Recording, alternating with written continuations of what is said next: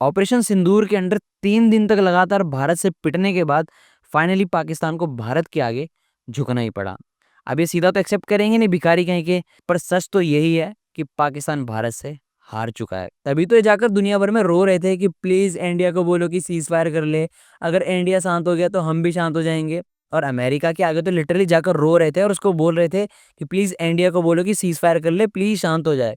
और जब India cease fire कर लेता है तो उनका जो पपेट प्राइम मिनिस्टर है शहबाज शरीफ क्या ट्वीट करता है, थैंक यू डोनाल्ड ट्रंप, आपने सीज फायर करवा दिया, हम आपके बहुत ज़्यादा शुक्रगुजार हैं। और कसम से अगर डोनाल्ड ट्रंप बीच में ना आता ना और सीज फायर ना करवाता, कसम से इंडियन आर्मी रुकने नहीं वाली थी। इनका जो मार मार के कुत्ता बनाती ना, पीओके इनसे लेके रहती। भारत ने पाकिस्तान के 9 से 10 एयर बेसिस को उड़ा दिया एंड इनके कई मिलिट्री बेसिस को भारत की मिसाइल्स ने बहुत बुरी तरह से डैमेज पहुंचाया है। इनके 9 आतंकवादी ठिकानों को भारत की आर्मी ने बहुत बुरी तरह से तहस नहस करके रख दिया। बताया जा रहा है कि 100 से भी ज्यादा जो आतंकवादी हैं वो अभी तक मारे जा चुके हैं और पाकिस्तान की आर्मी के 35 से 40 सोल्जर्स अभी तक मारे गए हैं। और इसका जो प्रूफ है हमारी आर्मी, नेवी और एयरफोर्स के जो डीजीएमओज हैं उन्होंने दुनिया के सामने रख दिए हैं। और यहाँ तक कि वेस्टर्न मीडिया और अल जजीरा तक इस बात को कह रहा है कि पाकिस्तान के मिलिट्री एंड जो एयर बेसिस हैं उनको भारत ने बहुत बुरी तरह से डैमेज किया है। पाकिस्तान का जो एयर डिफेंस सिस्टम है वो हमारी मिसाइल्स को रोक नहीं पाया। और ये लोग क्या एक्सक्यूजेस देते हैं, हमारे डिफेंस सिस्टम ने इसीलिए नहीं रोका ताकि भारत को पता ना चल जाए कि हमारे जो एयर डिफेंस सिस्टम है कहाँ पर लोकेटेड है। कल का जो ड्रोन हमला हुआ वो ड्रोन हमला बेसिकली हमारी जो लोकेशंस हैं उसको डिटेक्ट करने के लिए जो है किया गया और इसलिए उनको इंटरसेप्ट ना किया गया ताकि हमारी लोकेशंस जो हैं वो लीक ना हो या वो लोकेट ना हो। वाह वाह वाह वाह, इनसे बड़ा चूतिया आज तक मैंने कभी नहीं देखा। तुमने अपना एयर डिफेंस सिस्टम यूज नहीं किया, फिर भी हमने तुम्हारे एयर डिफेंस सिस्टम की माँ बहन एक कर दी। और तुम्हारे एयर फोर्स का जो एयर वार्निंग कंट्रोल सिस्टम है वो तक नहीं बच पाया। और अपने एयर स्पेस को प्रोटेक्ट करने के लिए जिस Chinese air defence system HQ-9 को तुमने यूज किया वो भी तुम्हारे किसी काम नहीं आ पाया। भारत की मिसाइल्स ने उसको भी बर्बाद करके रख दिया। भारत ने तो तुम्हें पेला ही पेला, चाइना तुम्हें अलग से पेलेगा कि सालों तुमने हमारे एयर डिफेंस सिस्टम को दुनिया के सामने एक्सपोज करके रख दिया। और टर्की, जो स्पेशल ड्रोन्स तुमने मंगवाए थे ना भारत पर अटैक करने के लिए, ये भी तुम्हारे किसी काम के नहीं आ पाए। भारत की मिसाइल्स ने इन्हें भी इंटरसेप्ट कर दिया। करती है तकरार क्यों, अब कर ले मुझसे प्यार तू। ये है भारत के एयर डिफेंस सिस्टम की ताकत। हाँ, आर्टिलरी से फायरिंग कर कर मासूम लोगों को मार कर उनके घर उजाड़ कर तुम बहुत ज्यादा खुश हो रहे हो, जीत का जश्न मना रहे हो, पर ये कोई जीत नहीं है, ये कायरता है।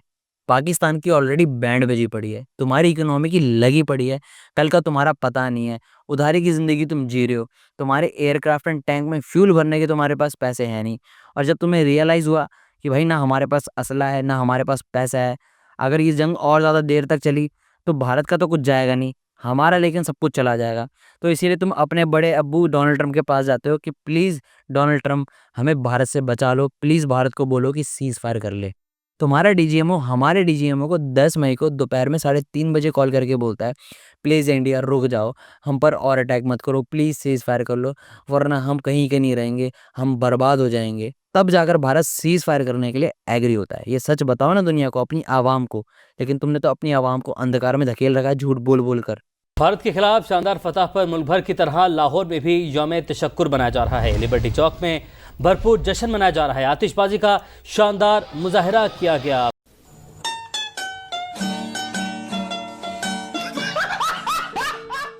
अब काफी सारे रूमर्स बाहर निकल कर ये आ रहे हैं कि भारत और पाकिस्तान ने सडनली जो सीज फायर के लिए एग्री किया है, इसके पीछे एक बहुत बड़ा कारण है जो कि दुनिया को नहीं बताया जा रहा। और इवन CNN ने भी इस बात को रिपोर्ट किया है। दरअसल भारत लगातार पाकिस्तान पर बॉम्बिंग कर रहा था, लगातार मिसाइल गिरा रहा था। तो एक मिसाइल पाकिस्तान के न्यूक्लियर फैसिलिटी पर जाकर गिरी जो कि था नूर खान एयरबेस पे। वहां पर भारत ने मिसाइल गिरा दी जिसकी वजह से वहां पर रेडियो एक्टिविटी लीक होने लग गई, जिसकी वजह से पाकिस्तान बहुत ज़्यादा पैनिक में आ गया और डर गया। पाकिस्तान डर जाता है, घबरा जाता है और फटाफट से डोनाल्ड ट्रंप के पास जाता है और उसे कॉल घुमाता है और बोलता है, देखो भारत का बहुत ज़्यादा हो रहा है, वो लगातार हम पर बॉम्बिंग गिरा रहा है, मिसाइल गिरा रहा है और उसका एक बॉम्ब हमारी न्यूक्लियर फैसिलिटी पे आकर गिरा है और ये बहुत ज़्यादा हो चुका है। अब इस चीज़ को हम नहीं सहेंगे, हम कोई बहुत बड़ा स्टेप ले लेंगे। और जो ये बड़ा स्टेप है पाकिस्तान ऑब्वियसली किसकी बात कर रहा होगा, एटॉमिक बम की।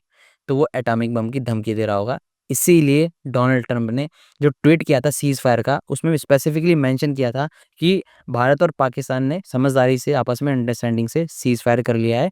और इस चीज़ के लिए मैं दोनों देशों को कॉन्ग्रेचुलेशन बोलना चाहूँगा, क्योंकि अगर ऐसा ना होता तो मिलियंस ऑफ लोग मारे जाते। पहले डोनाल्ड ट्रंप ने जब ट्वीट किया था तो उसमें उसने थाउजेंड्स लिखा हुआ था, लेकिन उसने उस ट्वीट को एडिट करके लिख दिया कि मिलियंस ऑफ लोग इस जो वॉर है इसमें मारे जाते। तो लिटरली इसके पीछे एक बहुत बड़ा रीज़न था जो कि ऑब्वियसली दुनिया को नहीं बताया जा रहा। अब रूमर्स ये उठकर आ रहे हैं कि जो रीज़न है वो ये न्यूक्लियर फैसिलिटी वाला रीज़न है कि रेडियो एक्टिविटी लीक हो गई थी इंडिया की बॉम्बिंग के कारण।